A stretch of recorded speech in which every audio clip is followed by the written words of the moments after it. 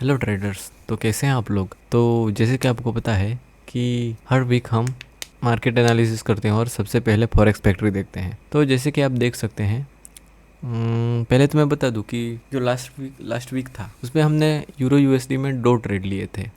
दोनों ही pro trend trade थे और दोनों ही लॉन्ग के ट्रेड। तो उसके बारे में भी आज हम डिस्कस करने वाले। तो उसके बारे में डिस्कस करें उससे पहले हम तो जैसे कि आप देख सकते हैं कि मंडे को जेपीवाई की जो पेयर है उसमें बैंक हॉलीडे है। मतलब कि जेपीवाई की जितनी भी पेयर है उसमें मंडे को लो वोलेटिलिटी दिख सकती है। उसके बाद आगे बात करें तो ट्यूसडे मतलब कि 12 जुलाई को एयूडी में और यूएसडी में दोनों में हाई इम्पैक्ट न्यूज़ है। तो 10 बजे एयूडी वाली जितनी भी पेयर है उसमें हमको वॉलेटिलिटी दिख सकती है। दूसरा कि सीपीआई है, मतलब कि जो यूएसडी वाली पेयर है वो चॉप कर सकती है पूरे दिन।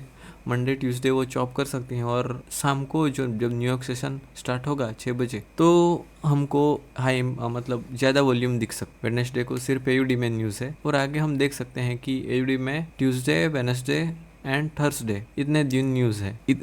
एयूडी में भी वॉलेटिलिटी दिख सकती है next week and most of the time news आने से पहले वो कंसोलिडेट कर सकता है। और फ्राइडे को तो यूरो में बैंक हॉलीडे है, सो मे बी उसमें वॉलेटिलिटी कम होगी। तो चलिए आगे बढ़ते हैं। मतलब कि यूरो हमारी जो पेयर है जिसमें हम ज़्यादा ट्रेड करते हैं यूरो यूएसडी, उसमें तो इतना खास नहीं है। मतलब कि हम ट्रेड करेंगे नेक्स्ट वीक जैसे कि हमने इस वीक किया था। लेकिन इस वीक क्या हुआ कि 2 ट्रेड हमने लिए थे, 2 में से एक में हमको प्रॉफिट हुआ और एक में हमको लॉस। मीन्स कि ओवरऑल हम प्रॉफिट में ही हैं। लेकिन जो सेकंड वाला ट्रेड था अवॉइड कर सकते थे। क्यों? क्योंकि जो चलिए पहले मैं आपको मेरा जो फर्स्ट ट्रेड था उसके बारे में बता देता हूँ कि वो ट्रेड मैंने कैसे लिया था वगैरह वगैरह। लास्ट वीक हमने क्या किया था कि ये एक ट्रेड लिया था। किस में?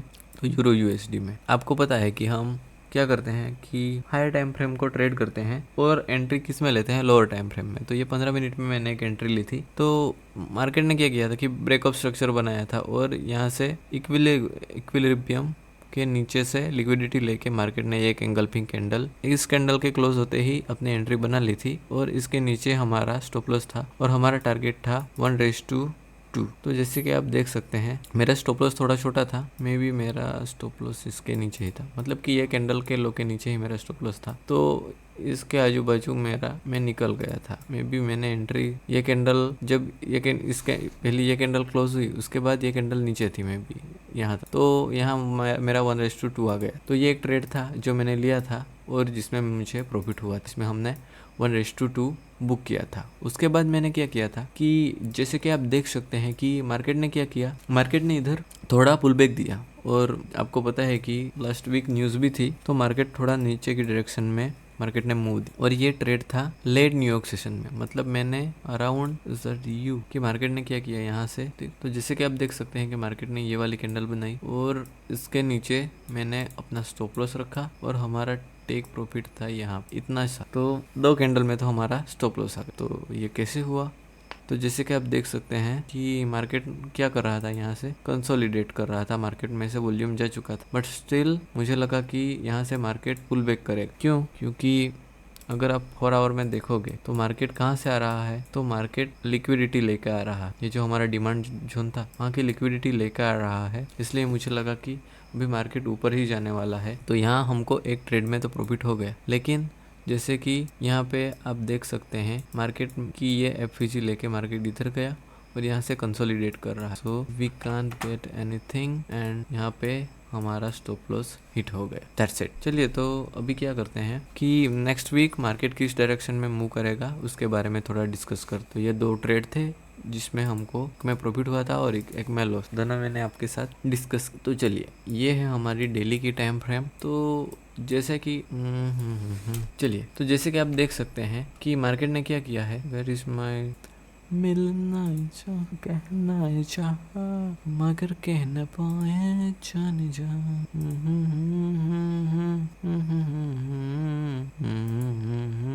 Where is it? Where is our tool bar? यहाँ पर स्टार वाला ऑप्शन है यहाँ। ओके, बहुत स्ट्रगल किया ये टूल बॉक्स ढूंढने में। तो चलिए अभी चलते हैं हमारे चार्ट पर। तो जैसे कि आप देख सकते हैं मार्केट ने क्या किया है, तो यहाँ से हमको ब्रेक ऑफ स्ट्रक्चर दिया है जो हम लास्ट बहुत सारे वीक से देखते आ रहे हैं। तो यहाँ से मार्केट ने ब्रेकअप स्ट्रक्चर दिया है, तो ये हमारा यहाँ पे लो है एंड ये हमारा यहाँ पे हाई है। तो मार्केट ने अभी क्या किया है कि अभी हमने फॉर एग्जांपल यहाँ पे फिबोनाची रिट्रेसमेंट टूल का यूज किया और यहाँ हमारा ये डिसीजनल ये हमारा डिसीजनल डिमांड जोन है। कंट्रोल की क्यों नहीं लगी? जिससे कि आप देख सकते हैं मार्केट ने क्या किया है, मैग्नेट कंगियो मैग्नेट स्ट्रॉन्ग मैग्नेट। तो आप देख सकते हैं कि मार्केट में ये एक एंगल्फिंग कैंडल है। ओके, अभी मैग्नेट पगलू लाइन पे आ गया है। चलिए, तो ये हमारा एक्सट्रीम डिमांड जोन है और मार्केट ने क्या किया है, उसमें से रिएक्ट किया है और नीचे की डायरेक्शन में मूव दिया है। तो यहाँ पे आप देख सकते हैं कि मार्केट ने यहाँ से ये वाली कैंडल और ये 3 कैंडल देख के हम अंदाज़ा लगा सकते हैं कि मार्केट यहाँ से ये जो गैप है, मतलब मार्केट जब भी ऐसी गैप बना के जाता है, इट मीन्स कि मार्केट में उसको फिल करके नीचे की डायरेक्शन में जाने की प्रोबेबिलिटी सबसे ज़्यादा है। But as you can see that हमारा ये जो लो है, मार्केट ने क्या किया है कि इसके नीचे की लिक्विडिटी मार्केट ने ग्रैब की है एंड देन उसके बाद कैसे रिएक्ट किया है। तो मार्केट यहाँ से कंसोलिड मतलब लिक्विडिटी जनरेट करके नहीं जा रहा है, लेकिन मार्केट ने क्या किया है कि यहाँ से आप देख सकते हैं कि यहाँ से भी मार्केट ने ये एफवीजी बनाते हुए, इम्बैलेंस बनाते हुए ऊपर जा रहा है और इसको हम वी शेप रिकवरी भी बोल सकते हैं। इट मीन्स कि मार्केट अभी क्या कर सकता है कि यहाँ से इस एफवीजी में आके ऊपर की डायरेक्शन में मूव दिखा सकता है। क्यों? क्योंकि मार्केट ने जो रिसेंट हमारा लो था उसके नीचे की लिक्विडिटी ग्रैब कर ली है एंड वी शेप में रिकवरी दिखाई है। सो मार्केट की ऊपर जाने की प्रोबेबिलिटी सबसे ज़्यादा है। ऐसा मैं क्यों बोल रहा हूँ? क्योंकि मार्केट में सबसे ज़्यादा लिक्विडिटी जो रिसेंट हाई होता है, जब भी मार्केट ऊपर की डायरेक्शन में मूव करे तो जो रिसेंट हाई होता है उसके ऊपर होती है। तो अभी सबसे ज़्यादा लिक्विडिटी ऊपर है यहाँ क्यों, और ये जो वी शेप वाली रिकवरी है वो भी ऐसा ही दिखा रही है कि मार्केट की ऊपर जाने की प्रोबेबिलिटी सबसे ज़्यादा। सो मार्केट थोड़ा सा इस फेरी वैल्यू गैप में पुल बैक करेगा एंड देन ऊपर की डायरेक्शन में जाने की प्रोबेबिलिटी है। But as always this is the game of probability.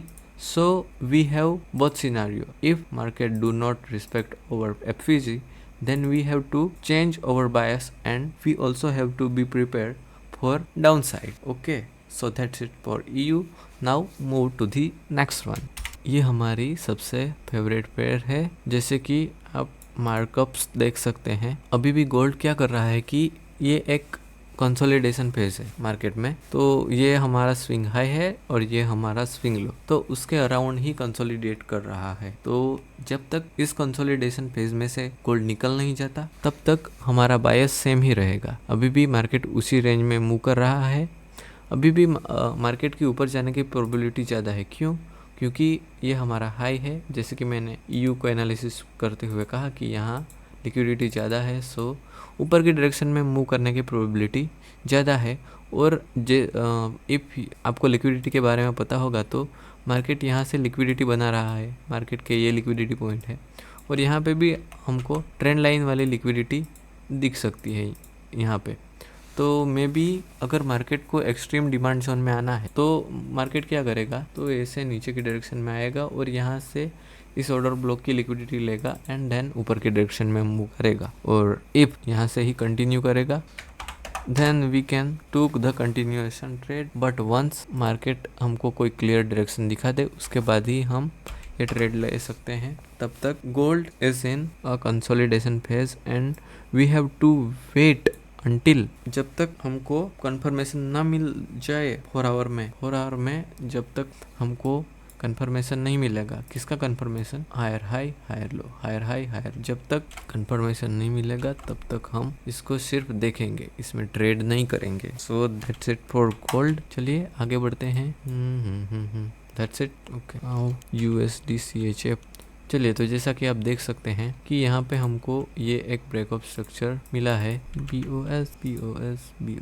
यहाँ से आप देख सकते हैं कि ये हमारा हाई है and this is our swing low. हमारा ये है स्विंग हाई एंड यहाँ पे है हमारा स्विंग लो। एंड अभी मार्केट जहाँ से रिएक्ट कर रहा है ये सप्लाई जोन यहाँ पे है। अगर 4 आवर में मैं 4 आवर में जाता हूँ, अभी मार्केट ने क्या किया है, तो यहाँ से मार्केट ने लिक्विडिटी ग्रैब कर ली है एंड इसको हम स्ट्रक्चर शिफ्ट बोल सकते हैं, so we have this new supplies on in 4 hour and market क्या कर रहा है कि 4 आवर में लिक्विडिटी जनरेट कर रहा है इस हाई के ऊपर एंड यहाँ पे ये trend line liquidity, so either it will come into our supply zone, then we have to take short trade in this pair. So बहुत सिंपल सेटअप है, मे बी नेक्स्ट वीक हमको इस supply zone में entry मिल जाएगी and this is one of our high probability trade from daily demand zone. So इसको मतलब देखते रहिए, we will be Dow and Jones. चलिए आगे बढ़ते हैं। तो ये हमारा क्या है, डो एंड जॉन्स एंड इसको स्किप वेयर इज इट, ये हमारा रिसेंट स्विंग स्ट्रक्चर है और इसको मार्केट ने ब्रेक किया और नीचे की डायरेक्शन में भी मूव कर रहा है and also what would happen, ये हमारा मे बी इसको हम फ्लिप जोन नहीं बोल सकते, वाई, बिकॉज मार्केट अभी वी शेप रिकवरी दिखा रहा है, यहाँ गया और sharp move up. So if it will react from here then यहाँ से रिएक्ट करेगा तो यहाँ से फिर हम इसको ट्रेड करेंगे। Now move to the next one, GBP JPY, this is our GBP JPY and it continue. इसने नीचे की लिक्विडिटी ग्रैब कर ली है, जैसा कि लास्ट वीक हमने देखा था। इसने क्या किया है कि यहाँ के नीचे के लो के नीचे की लिक्विडिटी थी वो ग्रैब कर ली है एंड अभी ये ऊपर की लिक्विडिटी लेने के लिए जा रहा है and now move to GBP JPY। सो as you can see USD CAD, जैसे कि आप देख सकते हैं डेली में मार्केट ने क्या किया है, तो यहाँ से रिएक्ट किया है एंड देन ऊपर की डायरेक्शन में भी मार्केट जा रहा है। सो दिस इफ हम स्ट्रक्चर को मार्क करें तो यहाँ से ये रहा हमारा ब्रेकअप स्ट्रक्चर, मार्केट ऊपर गया नीचे एंड देन मार्केट नीचे गया और यहाँ आया और यहाँ से रिएक्ट किया, सिर्फ रिएक्ट किया। ये हमारा डिमांड सप्लाई जोन, ऊपर गया मार्केट फिर से इसमें आया, अभी मार्केट डिमांड जोन के अंदर से रिएक्ट कर रहा है। सो वी कैन एंड अगर आप इस मूव को देखें तो इसमें मोमेंटम है, so maybe it can grab liquidity and यहाँ से ऊपर की डायरेक्शन में मूव कर सकता है। एंड आज हमारा चार्ट का कलर भी चेंज हो चुका है, अगर आपको अच्छा नहीं लगा तो हम फिर से उसी ब्लैक एंड वाइट चार्ट पे आ जाएंगे और अगर आपको ये अच्छा लगता है तो हम इसी पे कंटिन्यू करेंगे। 12 बजे मेरी वीडियो रिकॉर्ड कर रहा, it will be worth it और नॉट। आगे कौन सी वाली पेयर, किसको हम देखते हैं, euro CHF and euro CAD, they both are over. अभी मार्केट ऊपर के डायरेक्शन में लिक्विडिटी लेने के लिए जा रहा है and this is our so called order block, ये हमारा सो कॉल्ड ऑर्डर ब्लॉक है और यहाँ से मार्केट लिक्विडिटी लेने के लिए यहाँ तक आ सकता है। सो वी एज्यूम मार्केट यहाँ ऐसा करके यहाँ पर आएगा एंड देन यहाँ से हमको नीचे की डायरेक्शन में ट्रेड देगा। सो दैट्स इट, बहुत सिंपल सेटअप है यूरो CAD, अभी यूरो CAD। सो इसमें जैसा कि आप देख सकते हैं मार्केट ने किया है यहाँ से breakup skip. So that's it for today. आज हमको बहुत लेट हो चुका है, आज हमको है ना छुट्टी ही नहीं थी, so we can't able to record in day time, so we are recording at Sunday in very morning. So आपको कैसा लगा आज का वीडियो? तो आज का वीडियो थोड़ा मेसी हो गया है, क्योंकि हम रात को रिकॉर्ड कर रहे। So that's it for today, मिलते हैं नेक्स्ट वीडियो में। एंड आपको कौन सा वाला चार्ट पसंद है, ब्लैक वाला फिर वो वाइट वाला, तो उसी पे हम फिर कंटिन्यू करेंगे। तो चलिए मिलते हैं नेक्स्ट वीडियो में। Thank you. वॉलपेपर दिखा देता हूँ आपको मैं मेरा, नथिंग टू सी हियर, देखना मत।